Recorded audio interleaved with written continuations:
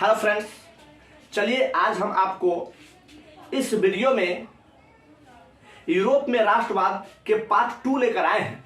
इससे पीछे वाला वीडियो में हम लोग पार्ट 1 में देख चुके हैं और वहां पर हम सिर्फ बोल करके सिर्फ लेक्चर दिए थे। वहां पर जो बताए थे उसको हम उम्मीद रखते हैं आप लोगों ने नहीं लिखा होगा, तो उसके लिए हमने एक नोट्स बनाकर है ना आपको स्क्रीन पर दे देते हैं। उसको आप क्या करिएगा, स्क्रीनशॉट ले लीजिएगा। अगर लगता है कि आपको जरूरत हो तो उसको स्क्रीनशॉट लेकर के आप लोग उसको रख सकते हैं ना, आप उसको नोट्स बना सकते हैं। ठीक है, तो चलिए अब हम स्टार्ट करते हैं। इससे पीछे वाला वीडियो में हम लोग नींव को देखे थे कि आखिर किस तरीके से फ्रांस में युद्ध हुआ था और किस तरीके से नेपोलियन से शासन छीन लिया गया था, मारा नहीं गया था, है ना। तो किस तरीके से वाटरलू में हरा दिया गया था और नेपोलियन वाटरलू में जब हार गया ना तो नेपोलियन चला गया सेंट हेलेना आइलैंड पर, है ना, जो अफ्रीका जो है ना, अफ्रीका कॉन्टिनेंट उसके ही बगल में है, पश्चिम साइड में है सेंट हेलेना। तो वही सेंट हेलेना पर जाता है, फिर वहां पर उसका क्या होता है, देहांत हो जाता है, वो मर जाता है। उसके बाद किसका शासन आ जाता है, उसके बाद फ्रांस पर आ जाता है मेटरनिक का शासन। तो मेटरनिक क्या करता है, वो मेटरनिक ना यह कहता है कि अब हम नेपोलियन जो जिस तरीके से शासन चला रहा था ना वैसे हम शासन नहीं चलाएंगे, मतलब अब हम फिर से निरंकुश राजतंत्र चलाएंगे। निरंकुश मतलब लोगों का कोई अधिकार नहीं होगा। इसी तरीके से उन्होंने फिर सोचा कि हम किस तरीके से शासन चलाएंगे। तो इस तरीके से शासन चलाने के लिए उन्होंने कुछ बहुत ऐसे देशों के जो पड़ोसी में जो देश है उसके साथ उन्होंने बैठक किया और बैठक करके नियम कानून पास करते हैं कि अब किस तरीके से नया कानून बनाया जाए, नया नियम कानून बनाया जाए और उससे देश को चलाया जाए, फ्रांस वगैरह को। उसी बैठक में मीटिंग हुआ था जिसको हम लोग वियना सम्मेलन कहते हैं या वियना कांग्रेस कहते हैं, और यह जो हुआ था 1815 ईस्वी में हुआ था। उसके बाद वहां पर जब मीटिंग हो रहा था ना तो जो लुई 16वां था उसी का बेटा था लुई 17वां, और लुई 17वां से यह बात कहा गया कि आप अब फ्रांस के राजा बनिए और फ्रांस पर शासन करिए। तो लुई 17वां था, वो डर गया, कहा कि अब हम शासन नहीं करेंगे, मतलब हम देख चुके हैं कि फ्रांस के लोग को कितना ज्यादा दिक्कत था हमारे पापा से। हमारे पापा और मम्मी को जब वहां पर गुलिटीर पर चढ़ा के जब मार दिया गया है ना, तो हम अब शासक नहीं बनेंगे। तो लुई 17वां शासक नहीं बना। उसके बाद है ना, उसके बाद जैसे तैसे शासन चला, उसके बाद उसका ही बेटा हो गया लुई 18वां। तो लुई 18वां को कहा गया कि लुई 18वां आप क्या करिए, फ्रांस का शासक बनिए, है ना। तो लुई 18वां जो आ गया वह शासक बन गया और शासन उन्होंने है ना चलाना चालू किया। जब शासन चलाया तो उन्होंने ठीक ठाक अच्छा से शासन चलाया और उन्होंने कब तक शासन चलाया था, 1824 ईस्वी तक लुई 18वां का शासन चला था, है ना, लुई 18वां का। उसके बाद नया एक शासक आता है जिसका नाम था चार्ल्स दशम।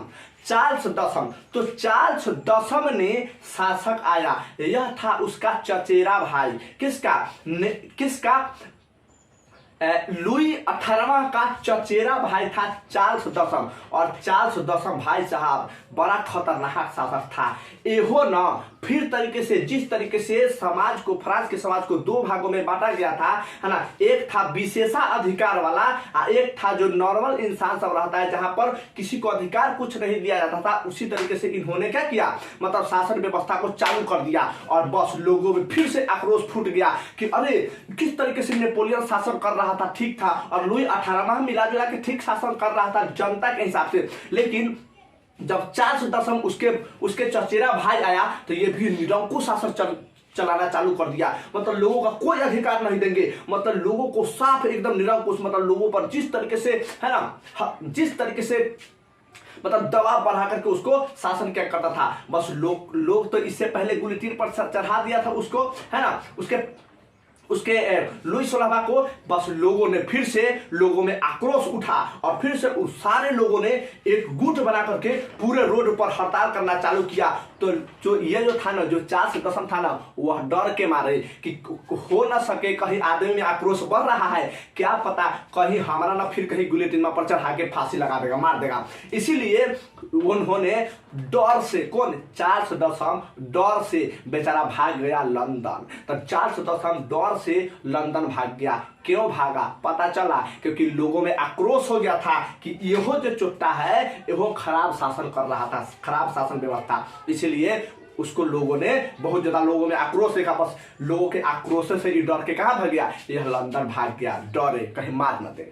उसके बाद जो लुई, अब बताइए, लुई 18वां का चचेरा भाई था, तो ये कहीं कहीं लुई का ना खानदान हुआ। उसके बाद जो बुर्बो वंश था वह सांप से समाप्त हो गया। और यह जो कहानी था 1830 ईस्वी में सांप से 1830 ईस्वी में सांप से है ना खत्म हो गया बुर्बो राजवंश चार्ल्स दशम को इंग्लैंड भाग जाने से।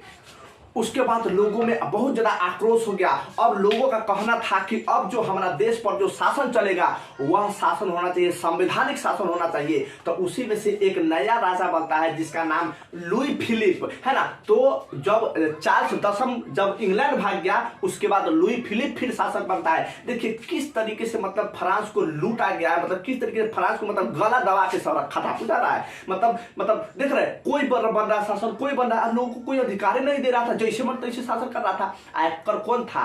एकर मेन पॉइंट कौन धैले था? वही छोटा मेटरनिक है ना। मेटरनिक में चला रहा था कि ऐसे से करो वैसे से करो, लेकिन मेटरनिकों के देश में ऑस्ट्रिया में बड़ा उछल रहा था मेटरनिक ऐसे से शासन करो। ओकरा अपने देश में लोगों ने आंदोलन कर देता था, वो बेचारा डरे भाग जाता है ना लंदन। देख आज जो लुई फिलिप था ना, ये लोगों को झूठों के आश्वासन दिलाता था कि हम आपके अनुसार कार्य करेंगे, हम जनता के अनुसार कार्य करेंगे। ये चुपके चुपके जो अमीर था, जो पादरी था ना, ओकरा साथ मिल गया था।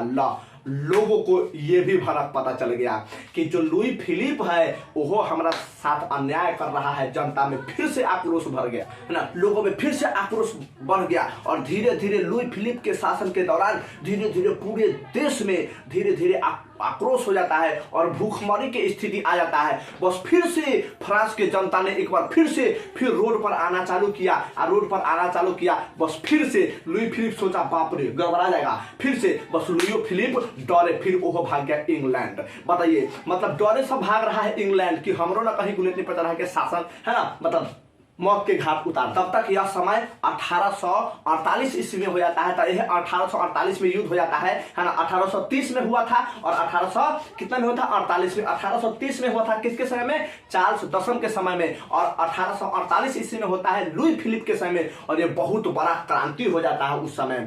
उसके बाद लोगों का कहा कि नहीं, अब राजतंत्र, संवैधानिक राजतंत्र भी नहीं चाहिए, अब हमारा चाहिए गणतंत्र। मतलब अब लोगों को मांग हो जाता है कि अब हम वैसे नहीं समझेंगे, अब पूरा हमारे गणतंत्र देश की स्थापना होना चाहिए। उसके बाद इसका राजा बना नेपोलियन तृतीय है ना, नेपोलियन थर्ड। नेपोलियन वो दूसरा था, या नेपोलियन थर्ड बना। उसके बाद जब देखा ना कि अरे धीरे धीरे सारा देश वाला सब आवाज उठाने लगा कि हमहू गणतंत्र होंगे, हमहू गणतंत्र होंगे। और धीरे धीरे जो फ्रांस के अड़ोस पड़ोस वाला था वो सब हल्ला करने लगा कि हमरो गणतंत्र होना चाहिए। बस यही बीच में ऑस्ट्रिया का राजा मेटरनिक था। ऑस्ट्रिया के लोग भी आंदोलन छेड़ देता है कि अब हमरो गणतंत्र चाहिए। मतलब ऑस्ट्रिया वाला भी के लोग भी जब कह रहा है कि अब हमरो गणतंत्र की स्थापना होना चाहिए, बस लोगों में फिर आक्रोश ऑस्ट्रिया में जुट गया। बस ऑस्ट्रिया का राजा मेटरनिक था।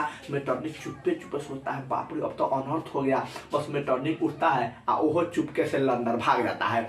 इस तरीके से धीरे धीरे मतलब अब देखिए अब राजा हुआ सब पार हो गया। मतलब 1815 ईस्वी से 1848 ईस्वी तक इस चोटा मेटरनिक दिमाग लगा के गुट खेलता था और सबको लड़वाता था, अपने बैठल था। ओकरे ही देश में लोग आंदोलन कर दिया, वो भाग गया चुपके से लंदन भाग गया। उसके बाद है ना इस तरीके से हम देखेंगे कि बगल में इटली देश था, तो इटली में भी धीरे धीरे क्या हो गया, बहुत सारे लोग है ना, मेजनी था है ना, मेजनी था, काउंट काबुर था है ना, और इस गैरीवाल्डी था। इन्होंने इटली को मतलब इटली क्या था, अलग अलग क्षेत्र में बटा हुआ था है ना। फ्रांस में किस तरीके से लोकतंत्र की स्थापना हुआ, फिर लोकतंत्र स्थापना हो जाता है, उसी तरीके से उसके बगल बगल देश में सारे लोग कहता है कि गणतंत्र की स्थापना होना चाहिए है ना, गणतंत्र की स्थापना होना चाहिए। बस उसी के बगल में इटली था, बस इटलियों कहता है कि गणतंत्र की स्थापना होना चाहिए। तो इटली में कुछ लोग जैसे मेजनी हुआ, गैरीवाल्डी हो गया है ना, काबुर हो गया, काउंट काबुर हो गया, इन्होंने मिल करके इटली छोटे छोटे टुकड़ों में बटा हुआ था,